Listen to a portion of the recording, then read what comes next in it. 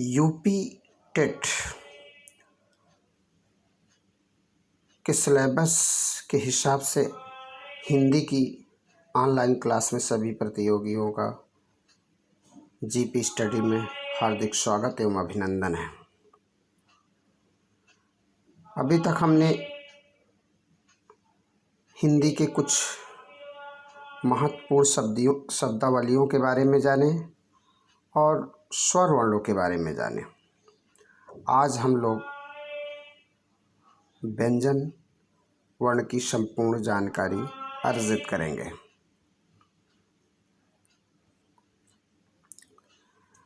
व्यंजन वर्णों को जानने से पहले हम अनुस्वार और विसर्ग के बारे में थोड़ी सी चर्चा कर लेते हैं। अन्न, आहा ये अयोगवाह वर्ण कहलाते हैं। वर्णमाला में इनकी जगह स्वरों के बाद और व्यंजनों से पहले होती है। अन्न को अनुस्वार और आहा को विसर्ग कहा जाता है। आगत ध्वनि, आगत ध्वनि अर्थात अर्धचंद्र, इसका प्रयोग अंग्रेजी भाषा के शब्दों में किया जाता है, जैसे बाल,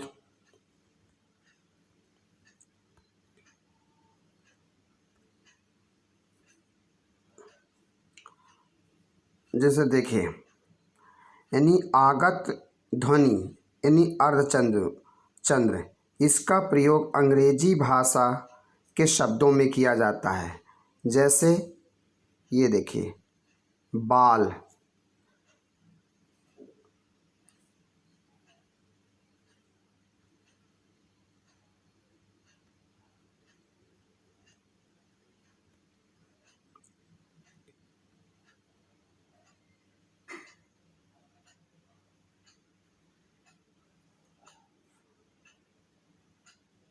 ये बॉल, डॉक्टर, कॉपी इत्यादि। अब आइए व्यंजन वर्णों के बारे में, यानी कंसोनेंट। जिन वर्णों का उच्चारण स्वरों की सहायता से किया जाता है उन्हें व्यंजन वर्ण कहते हैं। इनका उच्चारण करते समय हवा रुक कर मुंह से बाहर आती है, यानी व्यंजन वर्णों के लिखने पढ़ने में हमेशा स्वर वर्णों की सहायता लेनी पड़ती है। व्यंजन वर्णों की संख्या की बात करें तो मूल व्यंजन वर्णों की संख्या कितनी है? 33। कितनी संख्या है? 33। ये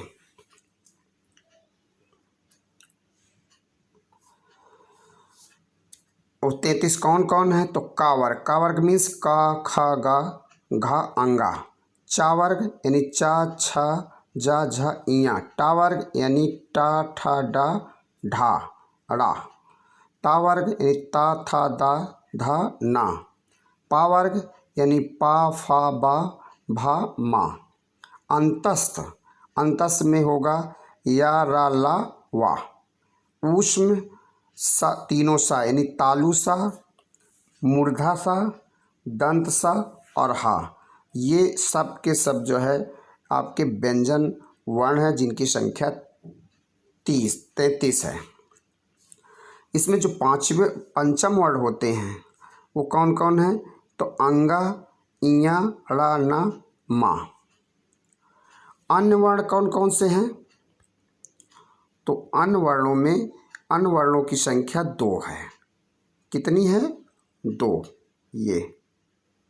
ये आपके अन्य वर्ण कहलाएंगे। कौन सा? डा बनाइए उसके नीचे बिंदी लगाइए, ढा बनाइए उसके नीचे बिंदी लगाइए, तो ये अन्य वर्ण कहलाते हैं। संयुक्त व्यंजन की बात करें तो संयुक्त व्यंजनों की संख्या है 4। कितनी है? 4। ये आपके संयुक्त व्यंजन कौन कौन? छा, त्रा, ज्ञा, अस्रा। अब सभी व्यंजन वर्णों को मिला दिया जाए तो व्यंजन वर्णों की संख्या हो जाती है 39, यानी 33 2 और 4, 33 2 35 और 35 4 39। तो ये सब आप कह सकते हैं कि संपूर्ण व्यंजन वर्णों की संख्या कितनी है? 39।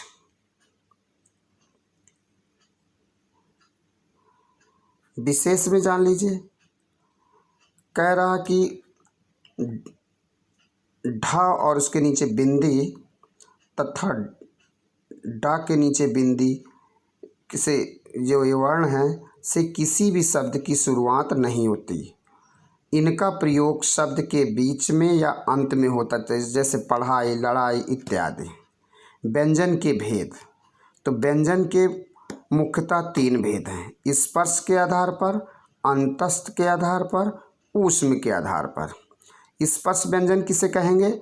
तो कह रहा कि स्पर्श व्यंजन जिन वर्णों का उच्चारण करने पर मुंह से निकलने वाली हवा उच्चारण के स्थान से स्पर्श यानी छूकर निकलती है, उन्हें स्पर्श व्यंजन कहते हैं। स्पर्श व्यंजनों की संख्या 25 है। स्पर्श व्यंजनों की संख्या कितनी है? 25। कितनी संख्या है? 25। ये 25 है।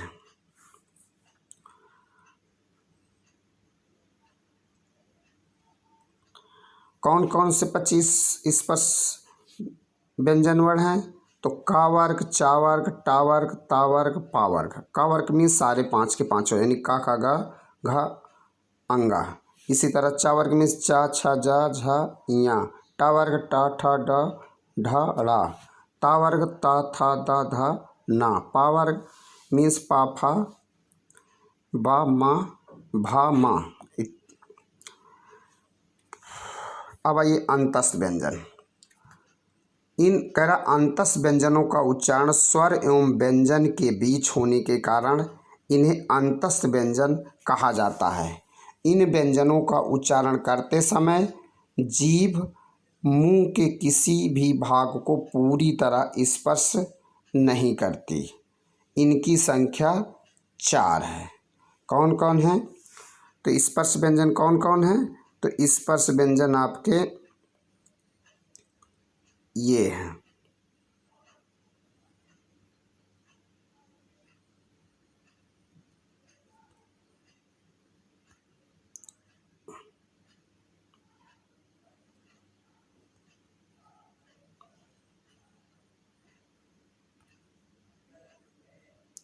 ये या, रा, ला, वा, ये आपके अंतस्थ व्यंजन है। कौन कौन?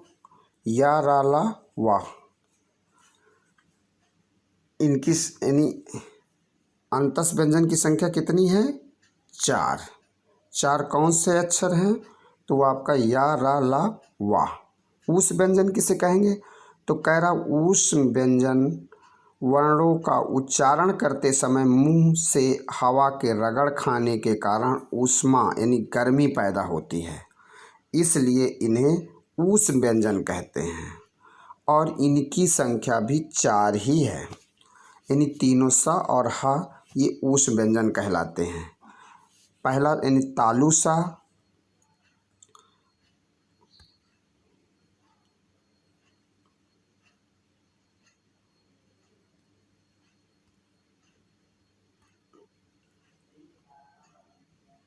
ये तालुसा, मूर्धासा, दंतसा और हा, ये आपके ऊष्म व्यंजन हैं। ऊष्म व्यंजनों की संख्या कितनी है? 4। अब उच्चारण के आधार पर व्यंजन वर्णों का विभाजन या भेद।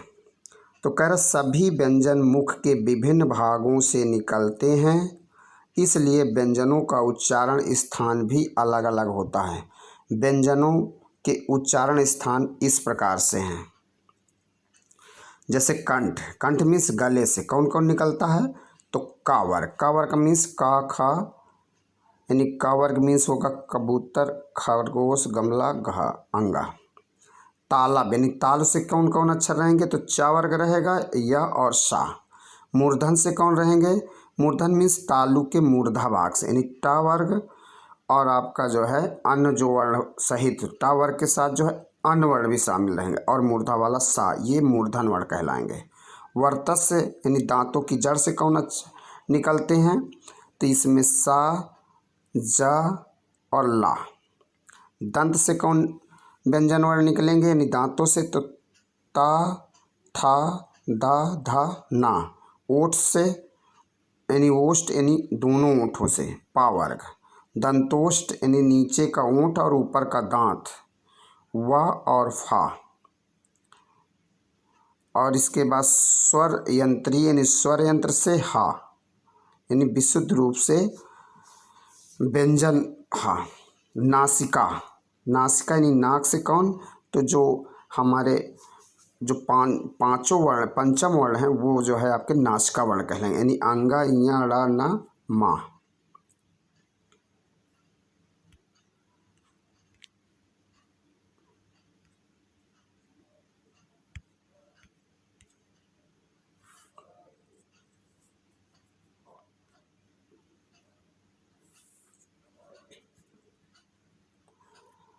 श्वास यानी प्राण की मात्रा के आधार पर, तो श्वास की मात्रा के अनुसार व्यंजनों के अल्प प्राण तथा महाप्राण दो भेद होते हैं। अल्प प्राण व्यंजन कौन कौन है, करा जिन व्यंजनों के उच्चारण में वायु की मात्रा कम प्रयोग होती है वे अल्प प्राण व्यंजन कहलाते हैं। हर वर्ग का पहला, तीसरा, पांचवा व्यंजन और या, रा, ला तथा वह अल्प प्राण व्यंजन वर्ण कहलाते हैं।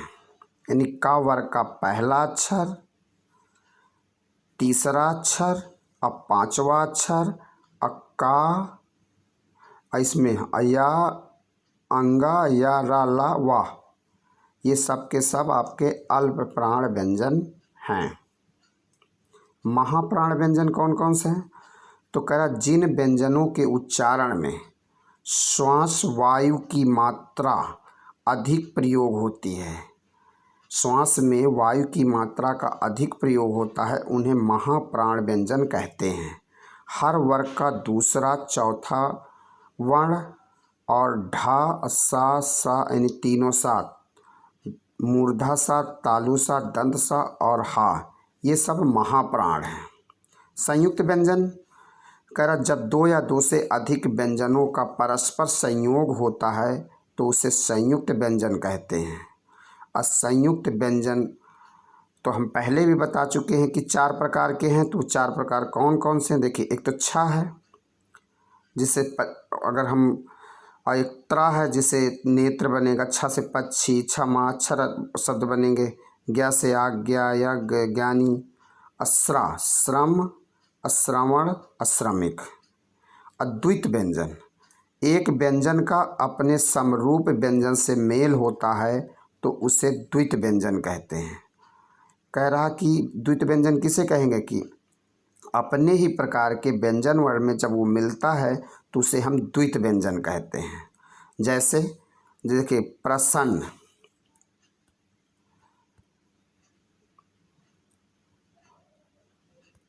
ये देखिए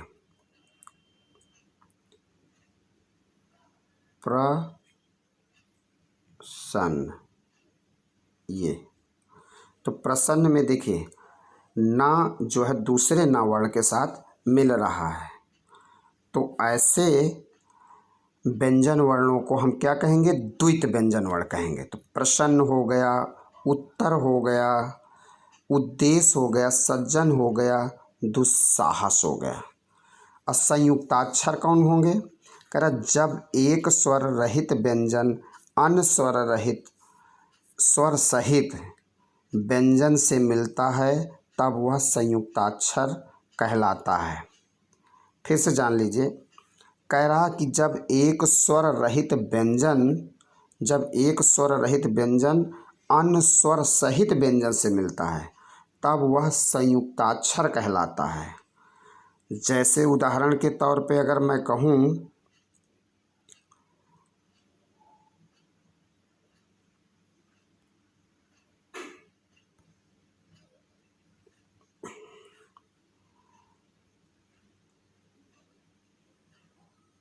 जैसे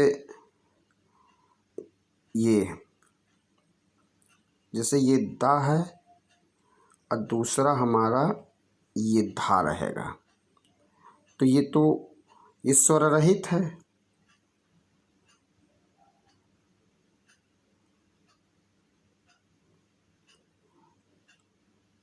ये तो स्वर रहित है और ये स्वर युक्त है। तो जब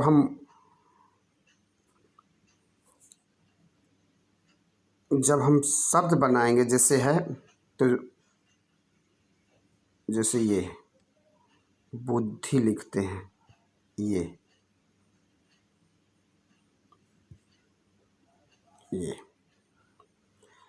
अब देखिए, ये धा जो है स्वर रहित वर्ण, और जबकि दा जो है, दा में स्वर कौन सी लगा है, ई की मात्रा लगी है, और ये धा जो है दा में मिल जाता है।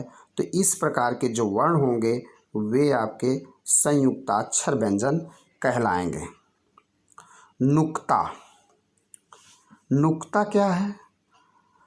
तो कह रहा कि उर्दू से आए हुए शब्दों में, जैसे का है, का के नीचे जस्ट बगल में पहले ही जो बिंदी लगाई जाती है उसे ही नुक्ता कहा जाता है।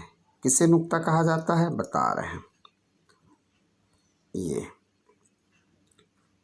जैसे ये हमने का लिखा और यहाँ पे बिंदी लगा दिया, तो ये जो बिंदी होगी यही हमारा नुक्ता कहलाएगा। क्लियर? अच्छा, तो कह रहा उर्दू से आए हुए शब्दों में, जैसे का के नीचे बिंदी लगी, खा के नीचे बिंदी लगी है, गा के नीचे बिंदी लगी है, जा के नीचे, फा के नीचे, इन सब के नीचे एक बिंदी लगती है। जैसे अगर हम शब्दों की बात करें, जैसे जब हम शब्द लिखेंगे तो जैसे लिखते हैं शौक, ये तो यहाँ पे ये बिंदी लगा दिए, शौक, ये शौक, तो ये बिंदी, तो ये नुक्ता कहलाएगा। ऐसे जो अक्षर होंगे वे नुक्ता वर्ण कहलाएंगे। इसी प्रकार अंग्रेजी में भी यफ और जेड की ध्वनि का उच्चारण करने के लिए भी इसका प्रयोग किया जाता है। अगर हम जैसे फेल है, फुटबॉल है इत्यादि, वर्ण विच्छेद किसे कहते हैं? तो कह रहा शब्दों के वर्णों को अलग अलग करके लिखना वर्ण विच्छेद कहलाता है। यानी जो शब्द होता है जब हम उनको अलग अलग लिखेंगे तो वो हमारा क्या कहलाएगा? शब्द विच्छेद कहलाएगा, सॉरी वर्ण विच्छेद कहलाएगा। शब्दों को क्या कर, शब्दों के वर्णों को अलग अलग करके लिखना वर्ण विच्छेद कहलाता है।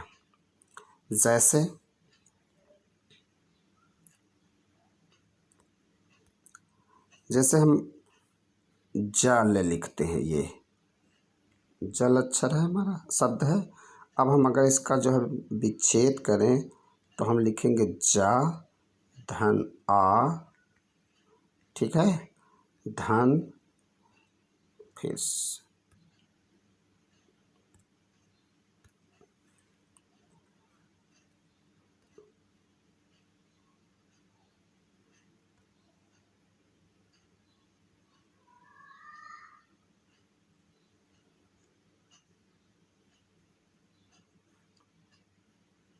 जैसे ये जला कैसे लिखेंगे? तो जा धन आ धन ला, इसके बाद आ, तो ये हमारा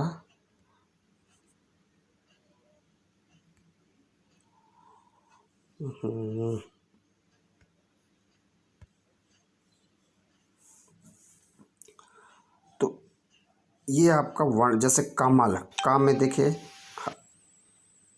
हलंत लगा, फिर आ, फिर माँ में हलंत लगा, फिर आ, धन, फिर ला में हलंत लगा, फिर आज। तो ये जो है वर्ण विच्छेद कहलाएगा। यानी शब्दों के वर्णों को अलग अलग लिखने की जो प्रक्रिया होगी वह वर्ण विच्छेद कहलाएगा।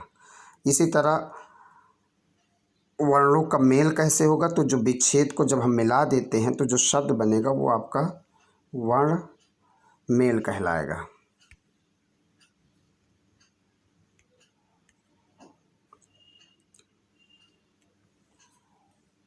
रा के प्रयोग के नियम। जब रा नीचे हलंत लगेगा किसी व्यंजन से पहले आए तो वह आगे वाले वर्ण पर रेफ यानी उड़नता रा के रूप में लगता है। उड़नता रा को हम रेफ बोलते हैं। ठीक है।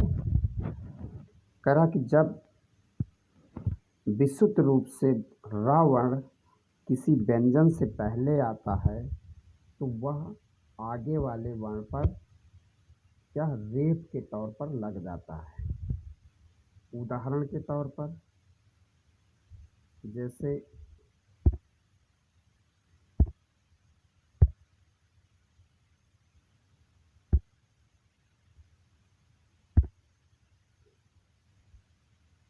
ये है रा ये हलंत लगा धन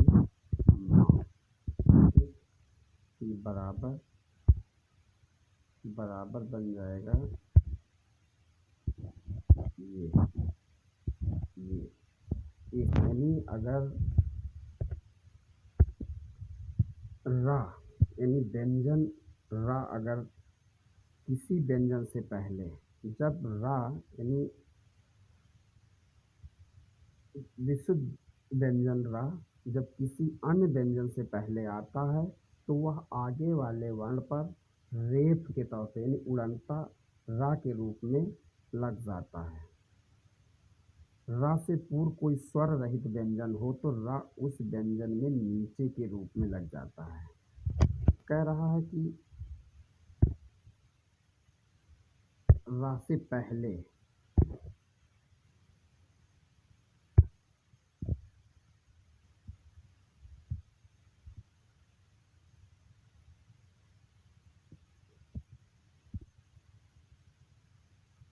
जैसे रा से पहले कोई व्यंजन स्वर रहित व्यंजन वर्ण हो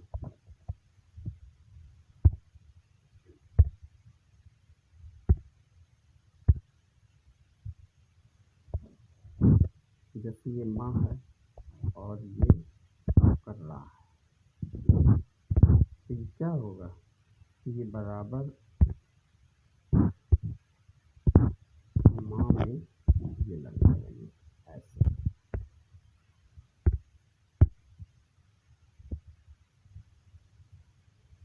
दा और डा के बाद रा आने से उसका रूप इस प्रकार हो जाता है। कह रहा कि डा और टा और डा के बाद अगर रा आता है तो ये रा जो है नीचे जो है ट्रक जैसे लिखा जाता है वो नीचे जो है ट्रक वाला रा लग जाएगा। और सा के साथ रा हो तो अगर सा के साथ रा हो यानी दंत सा के साथ अगर रा हो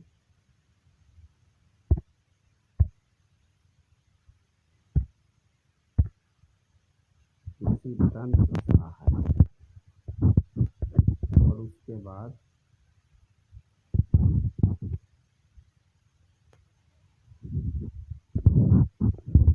रा है ये बराबर आपका लग जाएगा, ये बन जाएगा आपका ये रा।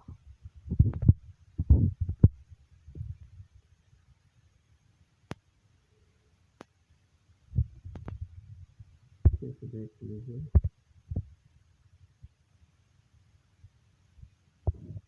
ये आपका सा है और ये आपका रा है, ये बनेगा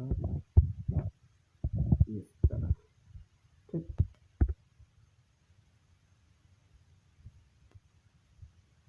सा यानी स्वर रहित सा, धन स्वर रहित त्रा और धन आ हो तो क्या बन जाएगा, स्त्र के रूप में लिखा जाता है जैसे स्त्री सहस सास इत्यादि।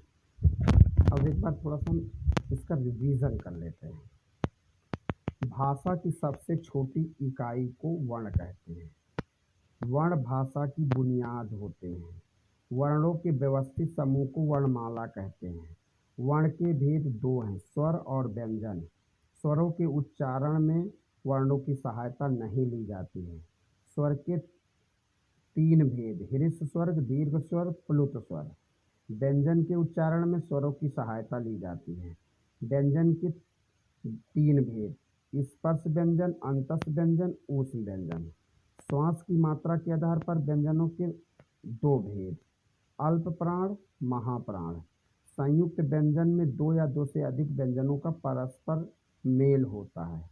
द्वित व्यंजन में एक व्यंजन का समरूप व्यंजन से मेल होता है। रा के प्रयोग के अलग अलग नियम होते हैं। शब्दों के वर्णों को अलग अलग करके वर्ण विच्छेद कहलाता है। शब्दों के वर्णों को अलग अलग करना वर्ण विच्छेद कहलाता है। वर्णों को मिलाकर पहले वाली स्थिति में लाना वर्ण मेल कहलाता है।